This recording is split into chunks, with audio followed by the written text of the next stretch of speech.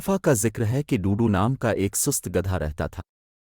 वो दूसरे जानवरों के साथ एक फार्म पर रहता था, लेकिन उसने कभी किसी काम में मदद नहीं की। इसे सिर्फ सायादार दरख्त के नीचे सूना और सारा दिन गाजरें खाना पसंद था। एक दिन किसान ने डूडू को बाजार ले जाने और बेचने का फैसला किया। उसने डूडू पर काठी डाली और उसे सड़क पर ले गया। डूडू इससे खुश नहीं था।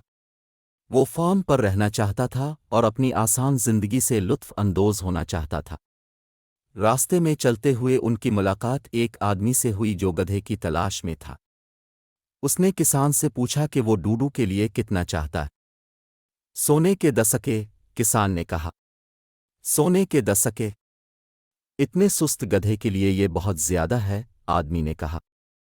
इसे देखो, वो बमुश्किल चल सकता है। किसान ने इस आदमी को समझाने की कोशिश की कि डूडू एक अच्छा गधा है, लेकिन आदमी को कोई दिलचस्पी नहीं थी। वो सर हिलाते हुए चला गया। डूडू को सुकून मिला। उसने सोचा कि वो बेचे जाने से बच गया है। उसने मुस्कुराकर किसान की तरफ आंख मारी। किसान गुस्से में था। वो डूडू के साथ चलता रहा, इस उम्मीद पर कि कोई और खरीदार मिल जाए। वो एक और आदमी से मिले जो भी गधे की तलाश में था। सोने के 5 सके? इतने सुस्त गधे के लिए ये बहुत ज्यादा है, आदमी ने कहा। इसे देखो, वो बमुश्किल खड़ा हो सकता है। डूडू को फिर सुकून मिला। उसने सोचा कि वो एक बार फिर फरोख्त होने से बच गया है। किसान को गुस्सा आ गया। उसने डूडू को जमीन पर पटक दिया और कहा, तुम बेकार गधा। उसने उठकर किसान के पीछे जाने की कोशिश की, लेकिन बहुत देर हो चुकी थी। किसान चला गया और डूडू अकेला था।